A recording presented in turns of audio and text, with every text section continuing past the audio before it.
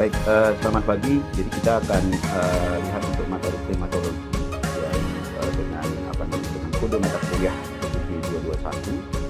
Pada pertemuan hari ini kita akan membahas lebih kepada bagaimana sebenarnya ruang lingkup dari klimatologi. Jadi materi ini di tim pengajaran seperti tadi disampaikan. Ya. Yang akan kita coba lihat di dalam materi untuk hari ini, yang pertama, apa manfaat Anda setelah mengikuti mata kuliah ini. Jadi harapannya setelah mengikuti mata kuliah ini Anda mampu memahami gejala dan perilaku cuaca ya, maupun keadaan iklim dan dapat memanfaatkan secara optimal. Jadi lebih kepada meningkatkan pemahaman Anda tentang iklim dan cuaca. Nah, kemudian nanti strategi perkuliahan yang digunakan itu seperti yang saat ini adalah kuliah dan diskusi gitu ya.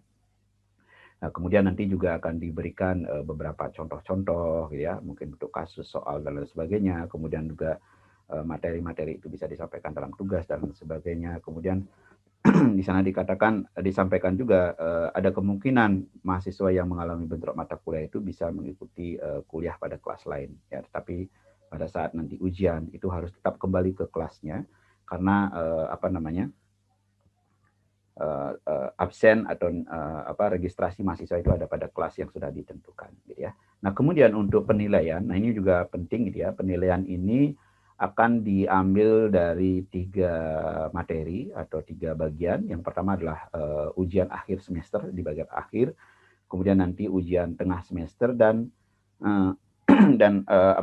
sebagian dari tugas-tugas. Nah, apa yang dimaksud dengan tugas? Tugas ini akan terdiri dari kuis, ya. Jadi di mata kuliah ini kalau tidak salah ya, belum berubah itu ada 3 kali kuis sebelum UTS dan 3 kali kuis setelah UTS ya. Jadi nanti akan diinformasikan kapan pelaksanaan kuis itu ya. Umumnya sih dilaksanakan di hari Jumat atau Sabtu ya. Jadi mungkin hanya beberapa soal, 10-20 soal gitu ya. Jadi Anda bisa mengerjakan itu. Nah, itu akan mensupport nilai Anda untuk UTS dan UAS, karena total dari nilai kuis itu sekitar 30 atau 20% ya. Dari kuis itu yang akan digunakan untuk mensupport keseluruhan nilai ya. Nah, kemudian materi kuliah yang akan diberikan selama 14 topik ya. Jadi 14 topik itu sebelum UTS itu pendahuluan yang hari ini, kemudian nanti membahas juga bagaimana kondisi atmosfer ya. Setelah kondisi atmosfer akan membahas bagaimana sumber energi yang di sana yang berasal dari radiasi matahari. Itu ada di 2 pertemuan untuk melihat bagaimana neraca energi, bagaimana radiasi matahari yang diterima di permukaan. Nah, kemudian setelah radiasi itu diterima di permukaan, apa yang terjadi ya, untuk apa energi tersebut. Nah, sebagian akan digunakan untuk memanaskan atmosfer. Nah, di sana akan berdampak pada bagaimana suhu udara. Nah, itu akan dibahas di topik kelima ya. Kemudian dengan adanya radiasi tadi, sebagian besar akan digunakan untuk proses yang namanya evapotranspirasi. Ada proses penguapan. Nah, penguapan itu akan menyebabkan apa? Menyebabkan naiknya uap air dari permukaan ke atmosfer. Apa yang terjadi di atmosfer dengan adanya uap air? Kelembaban udara akan berubah. Nah, itu akan dibahas di topik ke-6 ya. Kemudian dengan adanya suhu udara, adanya kelembaban udara, itu akan menyebabkan jumlah partikel-partikel di dalam atmosfer itu berbeda-beda dari satu lokasi ke lokasi yang lain ya. Nah, sehingga dengan demikian jumlah partikel atau jumlah uap ya, atau jumlah misalkan nilai suhu dan lain sebagainya itu berbeda-beda, menyebabkan apa? Tekanan udara yang ada di satu wilayah dengan wilayah lain itu akan berbeda. Nah, itu akan dibahas di topik 7 ya. Tekanan udara yang berbeda itu akan menyebabkan adanya gaya gerak yang menyebabkan gerakan massa udara dari satu lokasi ke lokasi lain. Nah, gerakan udara itu yang akan dibahas dalam materi angin. Nah, itu sehingga di dalam materi sebelum UTS itu lebih kepada membahas bagaimana sebenarnya proses penerimaan radiasi matahari, dampak dari radiasi matahari, bagaimana proses-proses cuaca itu terjadi gitu ya, sampai dengan adanya angin. Nah, nanti setelah UTS baru akan membahas namanya evapotranspirasi, penguapan. Setelah terjadi penguapan apa? Berakumulasinya uap air di atmosfer. Kemudian terbentuknya awan ya.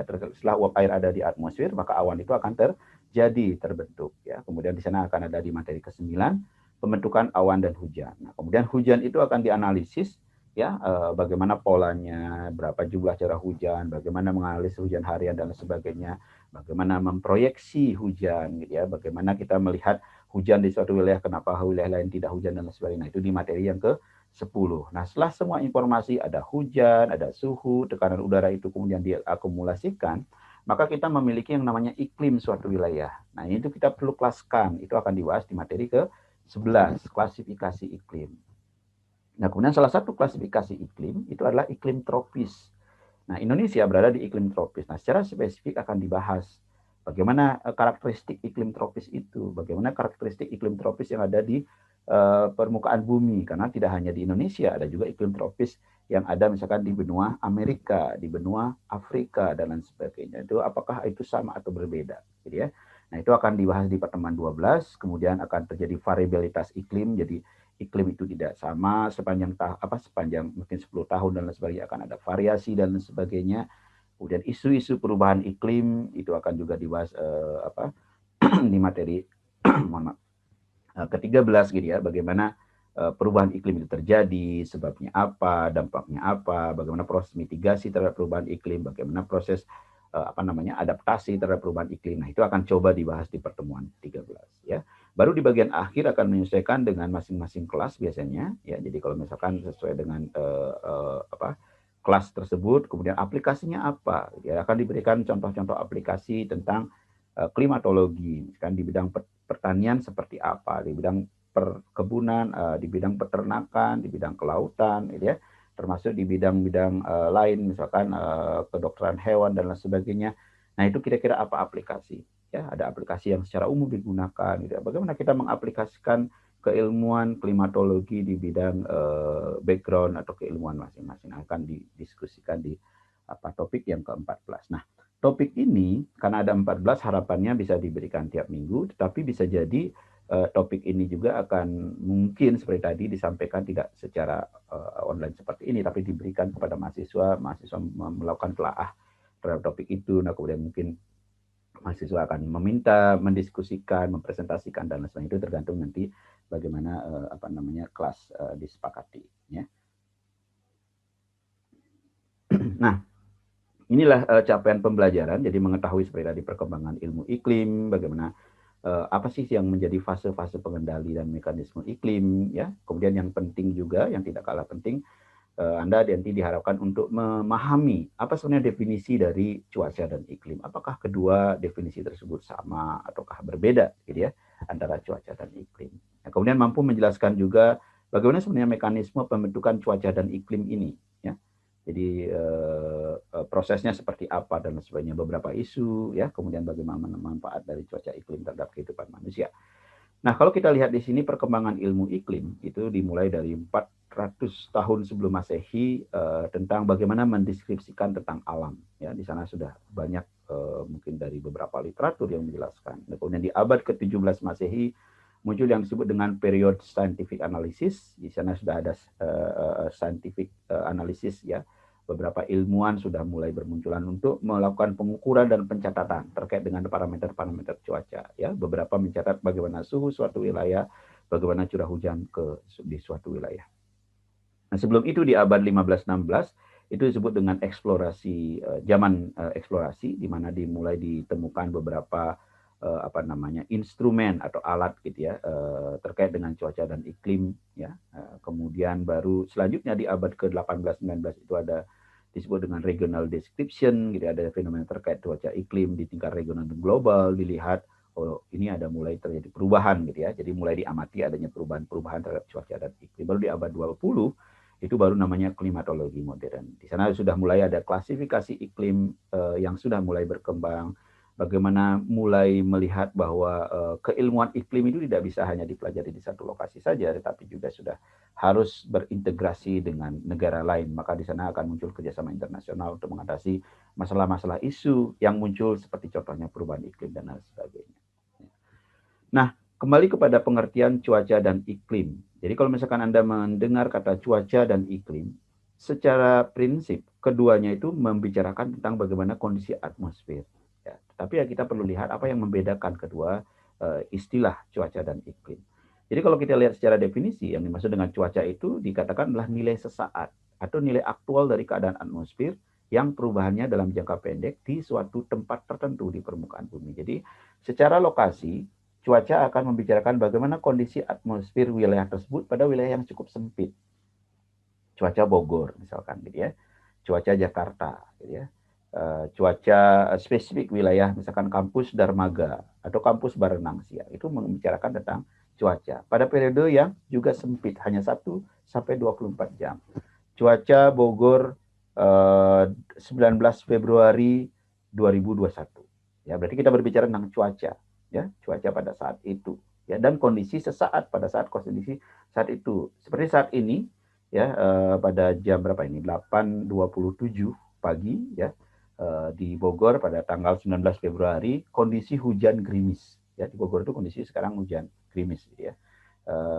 Nah, itu kita berarti membicarakan cuaca saat itu, ya. Dan kemudian perubahannya juga akan cukup singkat. Gitu. Selama 24 jam akan berubah. Jadi hari ini misalkan hujan, mungkin besok tidak hujan. Ya.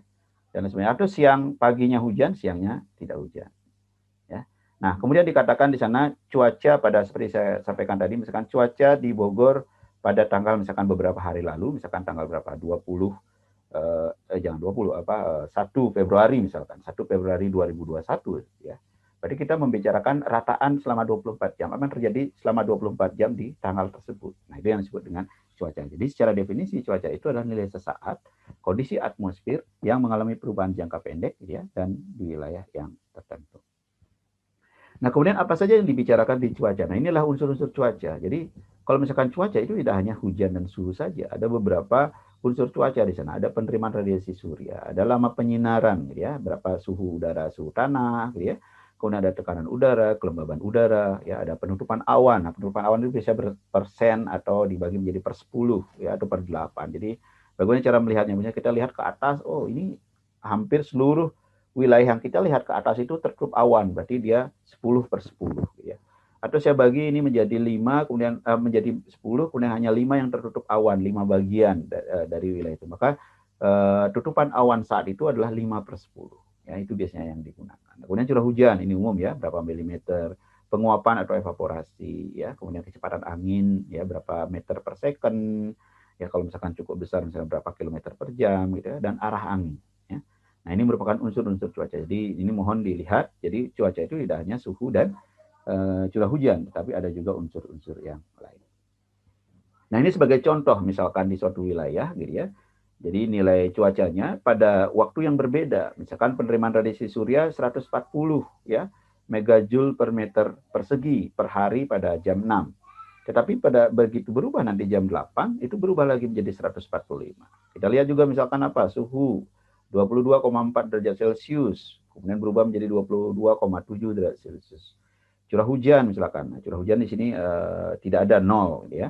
Kemudian misalkan tekanan udara ya 995 atau mendekati 1 atmosfer ya, milibar, kemudian dia berubah. Nah, jadi kalau dilihat di sini akan terjadi perubahan cuaca tidak hanya dalam waktu 24 jam saja, tapi dalam waktu beberapa jam itu cuaca juga mengalami perubahan. Makanya seperti yang dikatakan cuaca lebih kepada bagaimana menjelaskan kondisi atmosfer sesaat gitu ya, di suatu wilayah. Nah, bagaimana dengan iklim? Setelah tadi berbicara tentang cuaca, kalau kita berbicara tentang iklim, iklim ini merupakan sintesa atau kesimpulan dari nilai rata-rata unsur-unsur cuaca tadi. Jadi kalau kita misalkan memiliki cuaca dalam jangka panjang, selama setahun, cuaca 1 Januari, cuaca 1 Februari, 2 Januari, dan seterusnya sampai dengan cuaca tanggal 31 Desember, sebagai contoh saya ambil unsur cuacanya suhu. Jadi saya memiliki suhu 1 Januari, memiliki suhu 2 Januari, tanggal 2 Januari, 3 Januari, sampai dengan suhu tanggal 31 Desember. Nah, kemudian suhu tersebut saya rata-ratakan, saya akan mendapatkan suhu rata-rata tahunan. Nah, itulah yang disebut dengan iklim. Ya, jadi iklim itu lebih kepada kesimpulan atau nilai rata-rata dari unsur cuaca, baik hari demi hari ataupun bulan demi bulan, dalam jangka panjang di suatu wilayah. Bisa saja lebih dari 1 tahun. Saya memiliki data selama 30 tahun. Kemudian saya katakan suhu rata-rata di Bogor selama 30 tahun itu adalah sebesar berapa? 25 derajat Celcius. Berarti pada saya berbicara tentang rataan suhu jangka panjang, maka saya berbicara tentang iklim. Tetapi saat saya berbicara suhu di Bogor pada hari ini, suhu di Bogor pada tanggal 1 Januari, itu berarti kita berbicara tentang cuaca. Ya. Jadi mudah-mudahan jelas ya, apa membedakan cuaca dan iklim. Kalau iklim itulah sintesis atau nilai rataan. Nah, sintesis ini umumnya diambil atau dianalisis berdasarkan apa? Nilai-nilai statistik.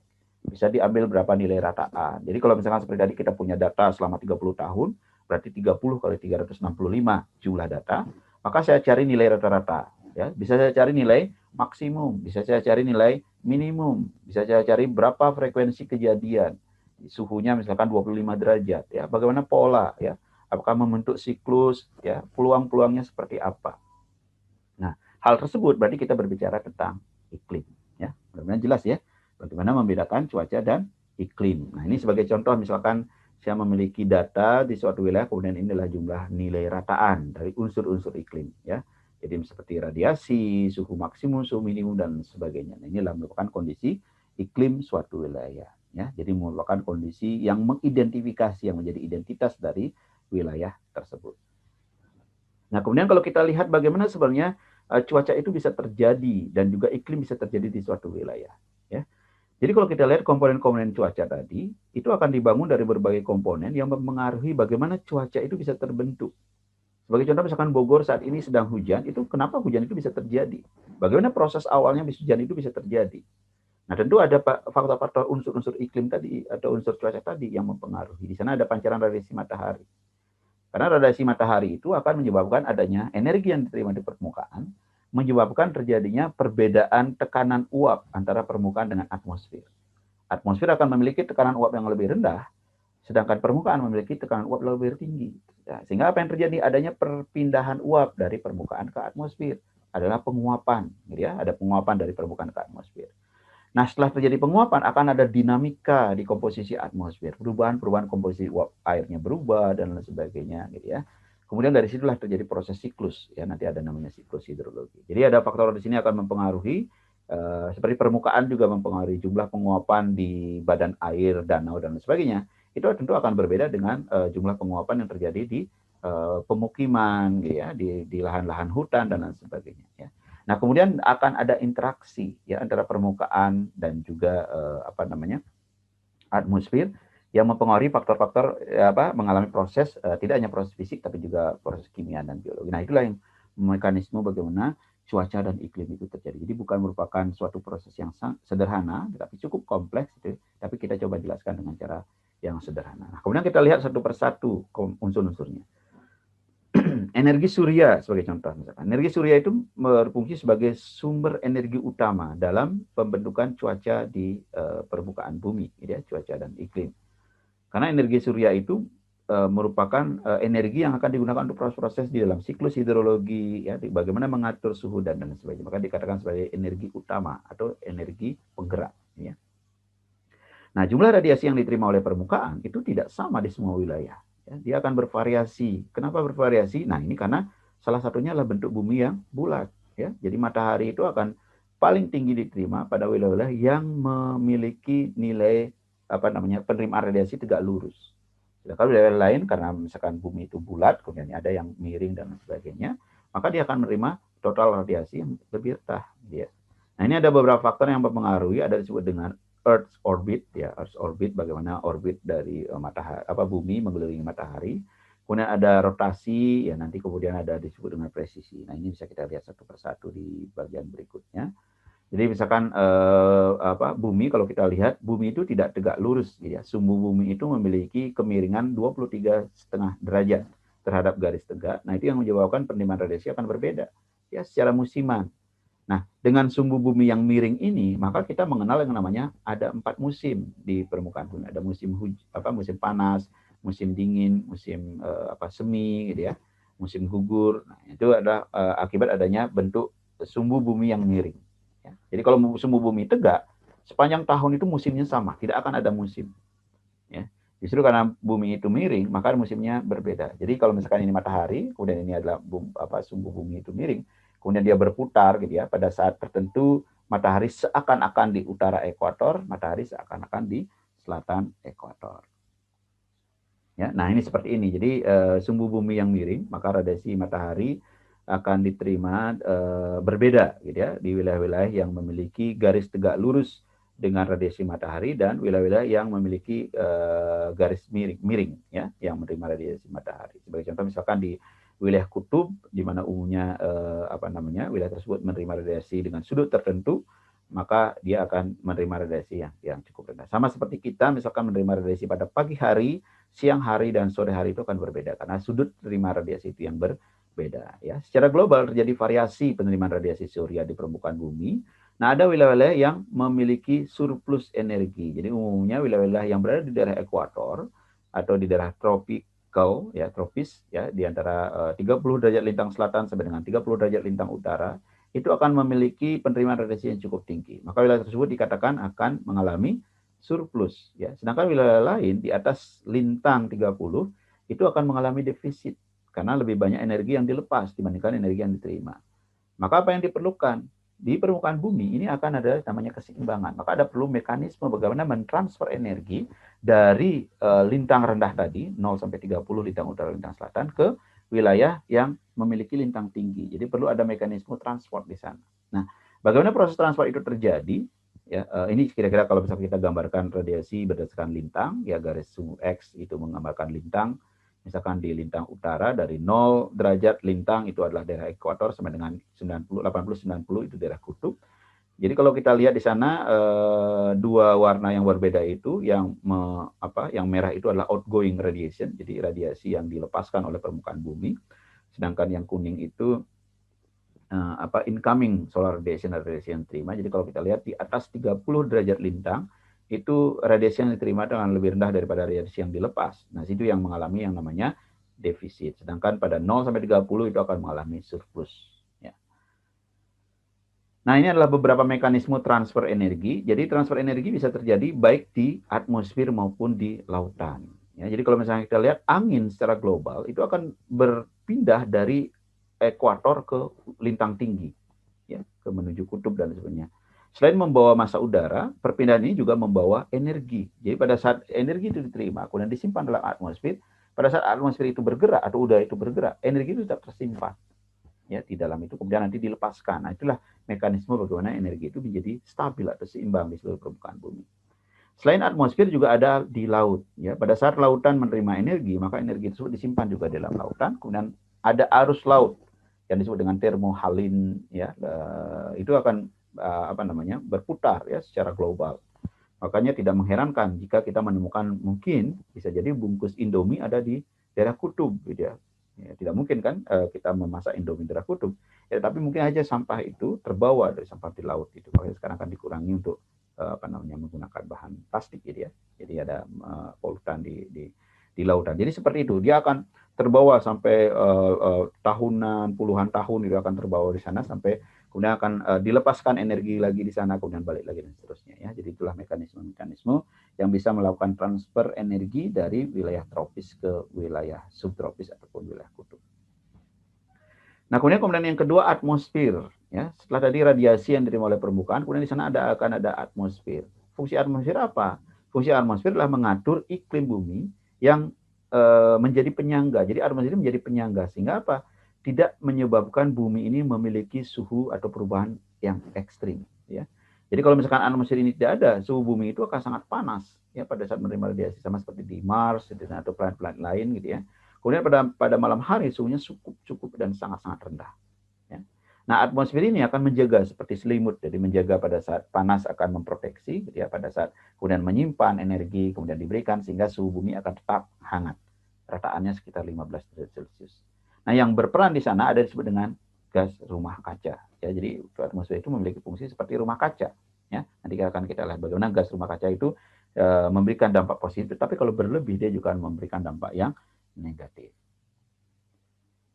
Ya, gas rumah kaca itu berpengaruh dalam jumlah energi yang disimpan dalam suatu atmosfer dan mempengaruhi bagaimana suhu bumi, ya. Kemudian peningkatan konsentrasi gas rumah kaca, gas-gas rumah kaca, karbon dioksida, gitu ya, CH4 dan lain sebagainya, itu meningkatkan yang disebut dengan greenhouse effect, jadi efek rumah kaca. Saya harap Anda sudah paham ya apa yang disebut dengan efek rumah kaca. Jadi kalau Anda tahu rumah kaca, rumah dari kaca, ya kaca memiliki sifat apa? Kaca itu memiliki sifat mampu meneruskan gelombang pendek, tapi tidak mampu meneruskan gelombang panjang. Kemudian apa yang terjadi? Misalkan saya punya kaca seperti ini, matahari yang memiliki suhu sekitar berapa?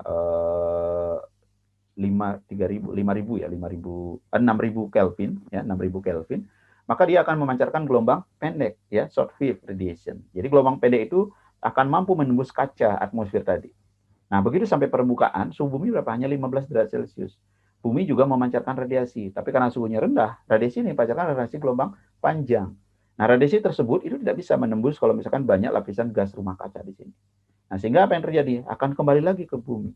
Nah, itu yang menyebabkan yang namanya double pemanasan secara global, gitu ya. Karena ada pemanasan balik gitu. Pemanasan secara global menyebabkan apa? Perubahan iklim secara global, ya. Nah, kemudian yang kedua bagian hidrosfer atau lautan. Lautan itu berfungsi apa? Lautan itu berfungsi sebagai penyimpan panas. Ya, kita tahu kapasitas panas daratan dan lautan. Lautan lebih tinggi daripada daratan. Artinya apa? Daratan mampu menyimpan panas yang lebih tinggi dibandingkan dengan lautan mampu menyimpan panas yang lebih tinggi dibandingkan dengan daratan. Ya. Jadi dia sehingga ada energi antara lautan dan atmosfer itu akan juga nanti terjadi interaksi. Di atmosfer ada energi, di lautan ada energi, akan ada transfer dan sebagainya. Ya.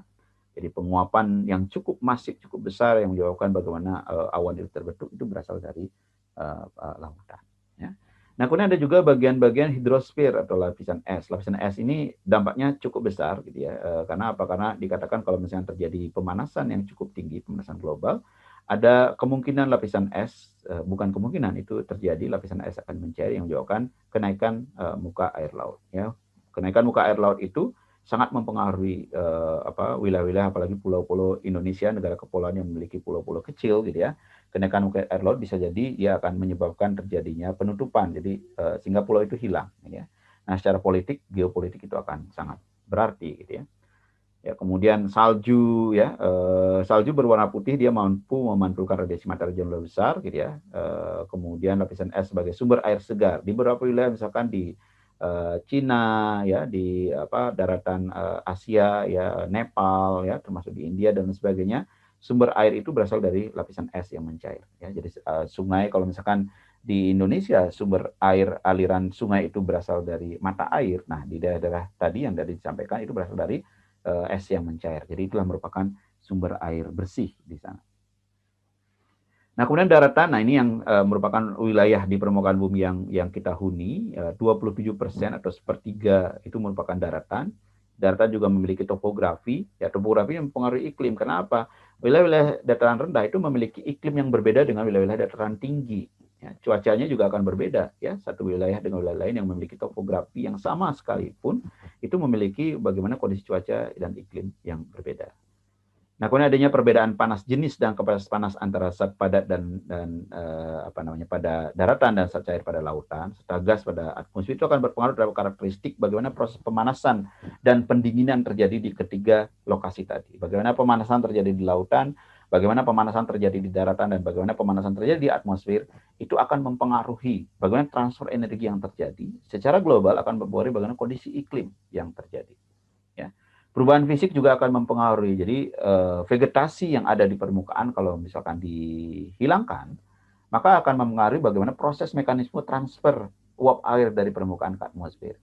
Bagaimana perubahan itu bisa menyebabkan terjadinya perubahan tekanan, ya. Pola tekanan, pola curah hujan di suatu wilayah akan berbeda. Jadi kalau wilayah tertentu yang awalnya merupakan hutan, kemudian dijadikan menjadi daerah non hutan, itu akan menyebabkan bagaimana pola hujan itu bisa berbeda di wilayah tersebut. Ya, jadi permukaan itu sangat berpengaruh terhadap kondisi tidak hanya cuaca tapi juga iklim setempat. Nah, kemudian bagian berikutnya adalah bagaimana sistem iklim dan komponen pembentuk serta interaksinya. Jadi ini tadi dibahas tentang komponen-komponen iklim yang ada di baik itu di di atmosfer, gitu ya, kemudian ada di hidrosfer, ya, litosfer dan sebagainya. Kemudian bagaimana dia membentuk suatu pola iklim. Itu karena ada interaksi, ya. Pada saat radiasi diterima oleh permukaan, permukaan akan menerima radiasi dan menyebabkan ada 4 proses yang terjadi. Nah, ini akan dibahas lebih banyak di radiasi, tapi saya coba jelaskan secara sederhana. Radiasi yang dipancarkan oleh matahari kemudian diterima oleh permukaan itu digunakan paling tidak untuk 4 hal. Ya, radiasi tersebut akan digunakan untuk 4 hal. Apa saja? Pertama, radiasi tersebut digunakan untuk proses memanaskan atmosfer. Nah, ini yang disebut dengan sensible. Sensible itu atau panas terasa. Jadi kita bisa merasakan panas itu dalam bentuk apa? Suhu udara. Nah, itulah satu fungsinya. Jadi dia akan memanaskan atmosfer radiasi tersebut. Nah, ini radiasi setelah diterima oleh permukaan, ya. Jadi radiasi langsung yang diterima oleh permukaan. Nah, oleh permukaan itu digunakan untuk 4 proses tadi. Nah, setelah yang pertama, yang kedua itu radiasi digunakan untuk apa? Proses yang namanya penguapan, latent heat of evapotranspiration. Jadi energi radiasi digunakan untuk menguapkan air yang ada di permukaan menjadi uap air yang ditransfer ke atmosfer. Kenapa disebut dengan latent heat? Kenapa disebut dengan panas laten? Karena pada saat proses penguapan itu terjadi, tidak mengalami perubahan suhu. Jadi energi tersebut tetap tersimpan di air yang menguap tadi, tapi tidak mengalami perubahan suhu. Ya, sama seperti Anda misalkan memanaskan air, pada saat air itu sudah mendidih, kemudian air itu berubah menjadi uap, air itu tetap bersuhu berapa? 100 derajat Celcius. Uapnya juga tetap suhunya 100 derajat Celcius. Tetapi untuk merubah air menjadi uap, itu perlu energi. Nah, energi itu sesuai dengan hukum kekekalan energi, energi tidak dapat diciptakan, energi tidak dapat dimusnahkan. Artinya apa? Energi hanya bisa dipindah dari satu lokasi ke lokasi lain. Yang menyebabkan perubahan wujud dari air menjadi gas, maka itu akan ada tersimpan energi di gas tersebut, di uap air tersebut. Pada saatnya nanti dia berubah menjadi embun, pada saat nanti berubah mengalami proses yang namanya kondensasi, ya, dia akan menjadi awan, maka energi yang tersimpan dalam uap itu dilepaskan kembali. Nah, makanya pada saat awan, pada saat akan hujan gitu ya, selain kita tertutup awan, radiasi tidak bisa masuk, ada pelepasan energi di sana. Makanya pada saat sebelum musim hujan terjadi itu biasanya kan ada rasa pengap. Ya, pengap, ada proses pelepasan energi di sana. Pada saat proses dari uap berubah menjadi butir-butir air ya yang akan ada di awan tersebut. Nah, itu yang kedua, digunakan untuk proses penguapan. Kemudian apa yang ketiga? Yang ketiga itu digunakan untuk memanaskan bumi. Ya, bumi itu disebut dengan ground. Bumi juga dipanaskan ya sehingga suhu bumi tetap terjaga dan sebagainya. Baru yang keempat itu sekitar 2-3% itu radiasi matahari digunakan untuk apa? Untuk proses fotosintesis. Jadi Anda bisa perhatikan hanya 2-3% seluruh energi matahari atau radiasi matahari yang diterima oleh permukaan itu digunakan untuk menyiapkan pangan untuk makhluk hidup. Ya, proses fotosintesis kan digunakan untuk menyiapkan pangan. Ya. Itu hanya 2-3%. Artinya apa? Lebih dari 90% energi matahari itu ada untuk menjaga bagaimana kondisi bumi ini menjadi seimbang. Gitu ya. Siklus hidrologi tetap terjaga, suhu bumi tetap terjaga, proses penguapan tetap terjaga, iklim itu tetap terjaga dan sebagainya. Itu memerlukan 90% lebih dari radiasi yang diterima oleh permukaan. Ya. Jadi untuk menjaga sistem bumi ini tetap stabil, itu memerlukan energi yang cukup tinggi. Dan kemudian sebagian kecil, jadi hanya 2-3% dari seluruh energi itu digunakan untuk proses fotosintesis. Ya, mungkin itu kira-kira bagaimana mekanisme. Nah, kemudian di sini ada mekanisme nanti proses penguapan di dalam siklus hidrologi, itu akan dibahas lebih detail bagaimana interaksi antar komponen-komponen tersebut. Nah, kemudian inilah faktor-faktor pengendali, ya, pengendali cuaca dan iklim. Di sana mudah-mudahan jelas ya, bisa dilihat ada pancaran radiasi, kemudian ada letak lintang dan sebagainya, itu akan mengendalikan unsur-unsur iklim. Di sana penerimaan radiasi surya, ya, kemudian suhu udara, kelembaban udara dan sebagainya seperti yang dibahas tadi, ya, suhu tanah dan sebagainya. Itu akan menghasilkan apa? Menghasilkan distribusi tipe cuaca dan iklim. Ya, jadi distribusi tipe cuaca dan iklim yang akan kita bahas di pertemuan tadi berapa 12 atau 13 ya tentang klasifikasi iklim itu merupakan akumulasi dari unsur-unsur iklim tadi. Nah, tentu untuk melihat bagaimana distribusi, bagaimana pola cuaca, iklim atau unsur-unsur, kita memerlukan alat ukur dan juga metode analisis. Nah, ini kira-kira keseluruhan topik yang akan kita bahas selama 14 topik tadi ya, seluruh untuk materi klimatologi Anda diberikan bagaimana sebenarnya unsur-unsur cuaca iklim itu terjadi ya, kemudian bagaimana dia menghasilkan distribusi dan tipe cuaca dan tipe iklim. Kemudian di masing-masing topik itu akan juga dijelaskan bagaimana alat ukur yang digunakan ya, bagaimana untuk mengukur hujan, bagaimana untuk mengukur suhu, bagaimana untuk mengukur radiasi, bagaimana melakukan analisis hujan ya. Hujan itu didapatkan dari data titik. Bagaimana kita mendapatkan data secara spasial, secara wilayah. Pada saat kita mengatakan curah hujan Bogor berapa, sedangkan data curah hujan hanya didapatkan dari stasiun Darmaga, ya, misalkan. Nah, bagaimana caranya untuk mendapatkan data satu lokasi itu bisa mewakili satu wilayah? Nanti ada beberapa teknik ya pendekatan untuk melakukan analisis curah hujan tersebut. Nanti akan dibahas di analisis hujan ya, pertemuan ke berapa 10 tadi ya. Nah, ini secara global, misalkan bagaimana variasi spasial dari cuaca. Jadi kalau kita lihat pola distribusi vegetasi ya di seluruh permukaan bumi itu akan berbeda. Ada wilayah-wilayah yang memiliki vegetasi yang cukup tinggi, itu umumnya di wilayah tropis, tapi subtropis itu vegetasinya berbeda, gurun berbeda, ya. Eropa itu memiliki tipe vegetasi yang berbeda, kutub memiliki tipe vegetasi yang berbeda, ya. Tipe vegetasi itu sangat tergantung dari kondisi iklim, karena vegetasi itu akan menyesuaikan, beradaptasi dengan kondisi iklim setempat, ya. Tanaman-tanaman yang bisa tumbuh di tempat dingin itu tidak akan mungkin bisa tumbuh secara alami di tempat yang panas. Jadi tanaman tumbuh secara alami sangat sesuai atau menyesuaikan diri dengan kondisi iklim setempat. Nah, sehingga dengan demikian begitu kita bisa mengamati vegetasi suatu wilayah, kita bisa mengidentifikasi bagaimana kondisi iklim suatu wilayah, ya, karena dia secara alami akan sangat tergantung dari kondisi iklim setempat. Nah, ini gambaran variasi spasial kondisi, misalkan sebaran suhu, gitu ya, bagaimana lokasi. Nah, ini ledakan wabah penyakit sebagai contoh dampak, gitu ya, itu mencerminkan bagaimana kondisi iklim suatu wilayah itu berbeda-beda, bervariasi secara spasial, gitu ya. Seperti yang kondisi saat ini, misalkan pandemi C19 ini, itu juga sangat dipengaruhi sebenarnya dengan kondisi iklim. Namun sedikit berbeda untuk yang pandemi C19 ini, yang COVID-19 ini, iklim mungkin tidak terlalu tinggi pengaruhnya. Karena apa? Karena proses penyebarannya itu lewat human, manusia ke manusia, gitu, tidak memerlukan vektor dan sebagainya. Nah, sehingga itu menyebabkan kenapa ini bisa mewabah sedemikian pesat, gitu ya. Karena proses itu, maka interaksi antar individu itu perlu dikurangi, karena memang sumber masuknya penyakit ke dalam tubuh kita kan ada 3, gitu ya, lewat mulut, hidung, dan mata. Nah, itulah yang kita perlu proteksi, ya. Kalau kena tangan kita bisa cuci, tapi kalau udah masuk ke dalam saluran pernapasan, maka itu akan sangat berpengaruh, ya. Nah, kemudian bagaimana variasi temporal secara waktu untuk melihat, karena kita tidak bisa melihat bagaimana kondisi iklim saat berapa 100 atau 200 tahun lalu, ya, atau 300 mungkin 1000 tahun lalu, ya. Sangat sulit, karena pada saat itu mungkin saja instrumen yang digunakan untuk mengamati pada saat itu belum ada, sehingga kita tidak punya data, ya. Masa lalu ini sangat sulit untuk di data misalkan. Nah, ada cara misalkan dengan melihat misalkan lingkar tahun pada batang tanaman, ya. Jadi lihat di sana pada saat musim-musim basah, gitu ya, maka lingkar tahunnya akan cukup jelas, misalkan, ya. Kemudian pada musim-musim kering mungkin dia akan mengalami tidak terlalu rapat, gitu ya, musim kering, karena pertumbuhan kambiumnya kecil, gitu ya, musim kering itu bisa terjadi. Nah, kita bisa lihat di sana apakah tahun basah atau tahun kering saat itu, ya. Atau misalkan salju itu tiap saat dia akan dia akan menutup lagi, gitu ya. Musim berikutnya menutup lagi. Nah, sehingga kita bisa melihat kalau kita bor salju itu sampai dengan kedalaman tertentu, lapisan es itu sampai kedalaman tertentu, maka unsur-unsur yang yang tersimpan di sana, yang pada kedalaman tertentu itu mengidentifikasi bagaimana kondisi iklim pada saat itu.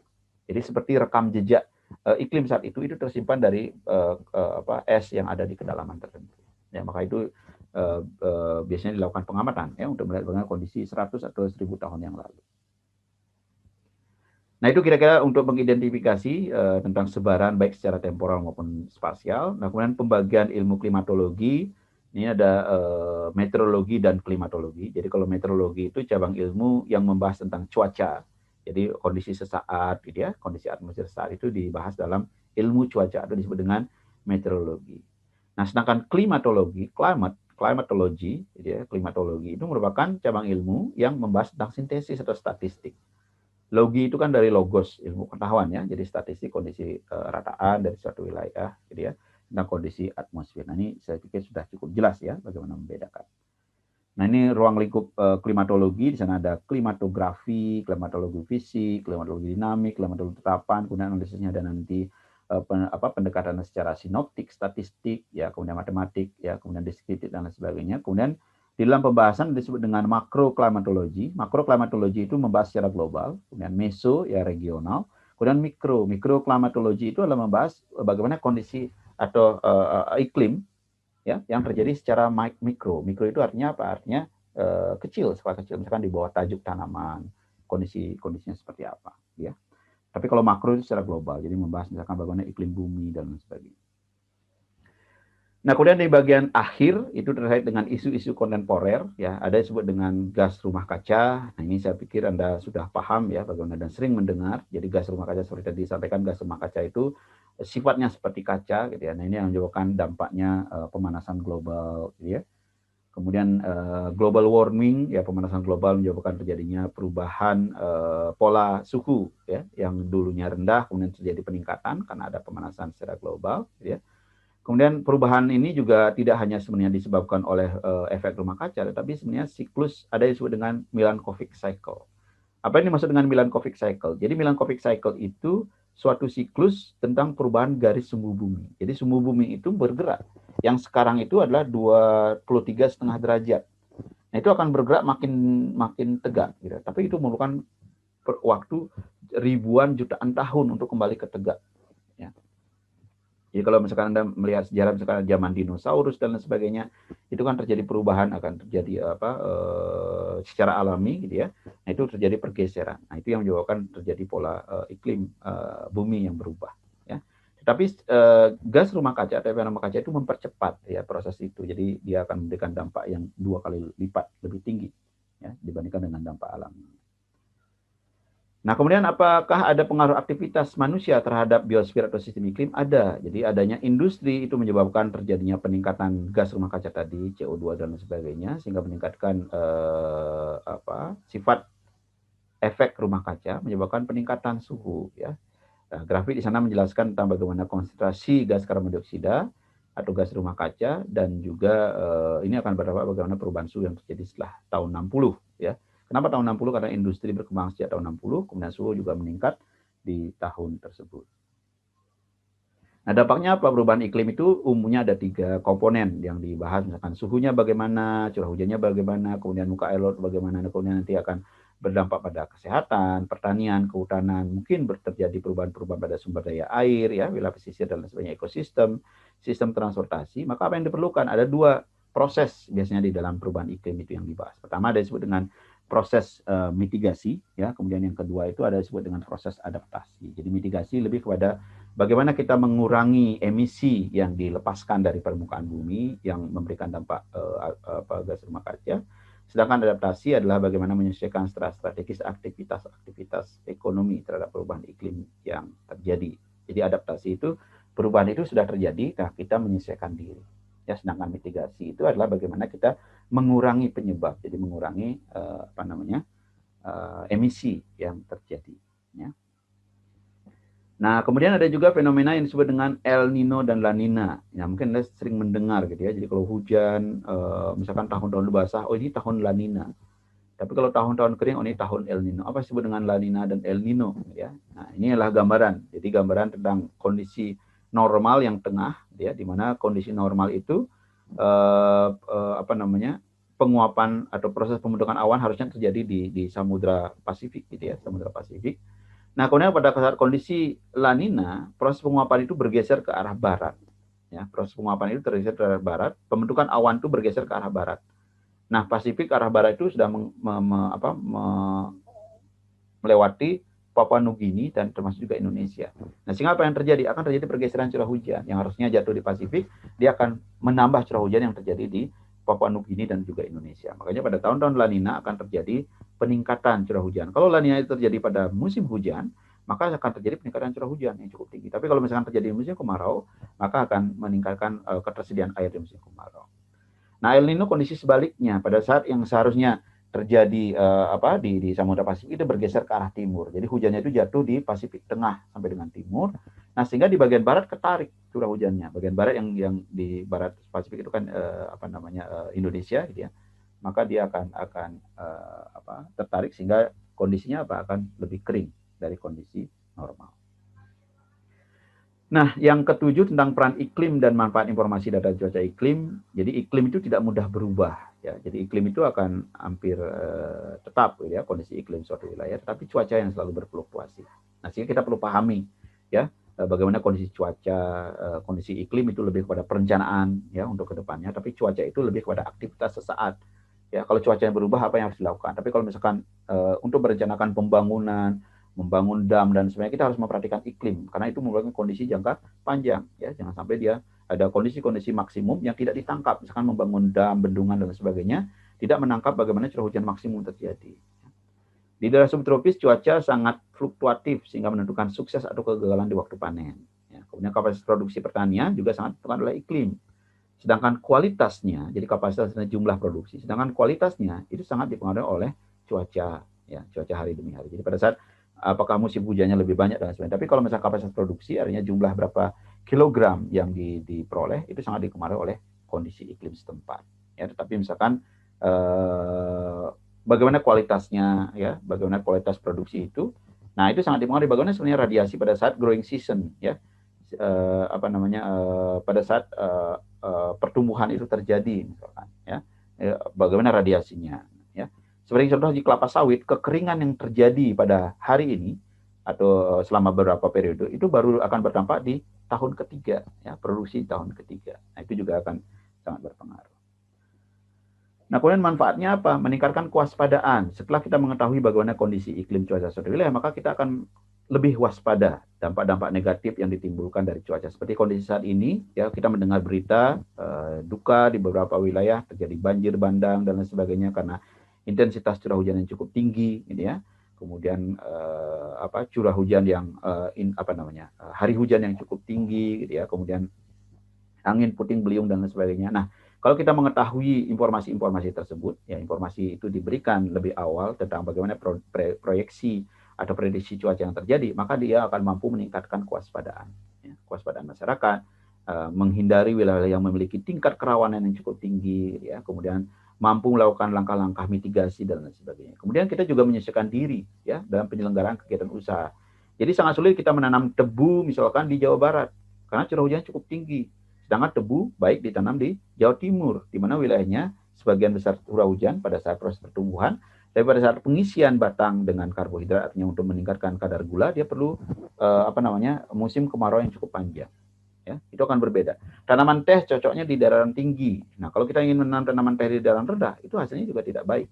Ya, karena memang kondisinya. Sehingga dengan menyesuaikan diri itu, maka kita bisa mendapatkan pola-pola atau wilayah-wilayah potensial untuk tanaman tertentu. Nah, Indonesia ada beberapa yang sudah dipetakan, ya. Misalkan wilayah mana yang berpotensi untuk produksi padi, wilayah mana yang berpotensi untuk tanaman, misalkan kopi dan lain sebagainya, itu sudah dipetakan berdasarkan kondisi iklim. Ya, kondisi iklim kemudian disupport nanti dengan kondisi pengelolaan dan lain sebagainya, seperti di Panca Usaha Tani, maka itu akan mampu meningkatkan produksi yang maksimal. Ya, kemudian di sana dikatakan mampu menyelenggarakan kegiatan di bidang teknis, sosial, dan ekonomi dengan menerapkan teknologi. Jadi teknologi seperti contoh misalkan, kenapa teknologi panen air banyak diterapkan di Jawa Timur?